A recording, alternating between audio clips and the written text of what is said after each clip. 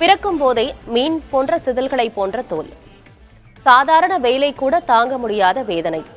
இமைகளை கூட மூடி திறக்க முடியாத வலி. விரல்கள் சுருங்கிவிடும், இறுகிவிடும் கொடுமை. இப்படி ஆயுள் முழுக்க தொடரும் அரிய தோல் நோய் குறித்து விளக்குகிறது இந்த செய்தி தொகுப்பு.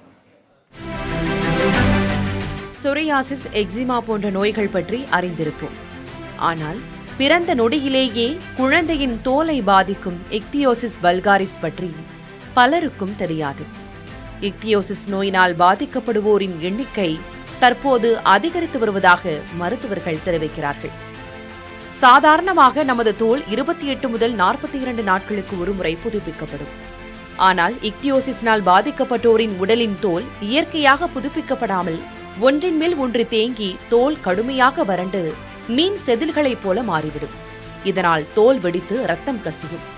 மரபணு மாற்றத்தால் தோலின் ஈரப்பதத்தை பாதுகாக்க உதவும் பிலெக்ரின் என்ற புரதம் குறைவாக சுரப்பதாலேயே இந்நிலை ஏற்படுகிறது.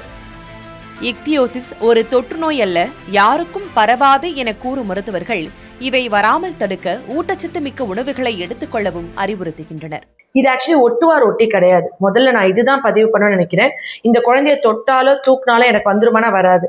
அன்போடு அள்ளி அரவணைச்சுக்கலாம். ஸோ நான் மாசமா இருக்கும்போது என்ன சொல்வேன்னா, நிறைய புரோட்டீன், அதாவது நட்ஸ் எடுத்துக்கோங்க.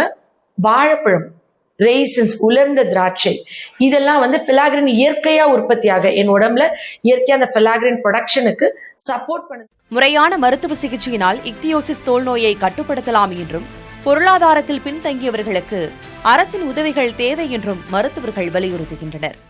அந்த ஸ்கின்னை இன்டாக்டா எபிடர்மல் பேரியரை பிரேக் ஆகாம பாத்துக்கிறதுக்கு நிறைய டாபிக்கல் ஏஜென்ட்ஸ் கொடுத்து அதை பாதுகாத்துக்கலாம். மெயின்டெனன்ஸ் ட்ரீட்மெண்ட்டை ஸ்டாப் பண்ணோம்னா இக்தியோசிஸ் மறுபடியும் வர வாய்ப்பு ரொம்ப ஜாஸ்தியா இருக்கு. ரெகுலரா மாய்ஸ்சரைசேஷன்ஸ் தேவைப்படும், ரெகுலரான மெடிகேஷன்ஸ் தேவைப்படலாம், ஃபாலோ அப் டாக்டர்ஸ் கிட்ட அப்பப்போ தேவைப்படலாம்.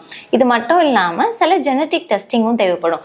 ஸோ இந்த மாதிரி இருக்கிற ஒரு லாங் டேர்ம் ஃபாலோ அப்ல ஒரு ஃபினான்ஷியல் பர்டன், அந்த ஃபேமிலிக்கே ஒரு பொருளாதாரத்துல ஒரு பர்டன் ஏற்பட வாய்ப்பு இருக்கா? ஒரு ரேரான ஒரு ஜெனட்டிக் கண்டிஷன்ஸ்க்கு கவர்மெண்ட் கிட்ட இருந்து கொஞ்சம் சப்போர்ட் இருந்தா பெட்டரா இருக்கும். பிறக்கும் போதே தொடங்கும் இந்த போராட்டம் வாழ்நாள் முழுக்க தொடராமல் இருக்க மருத்துவத்தோடு மனிதநேயமும் அரசின் ஆதரவும் இணையும் நாளையே இக்குழந்தைகளின் பெற்றோர் எதிர்நோக்கி காத்திருக்கின்றனர்.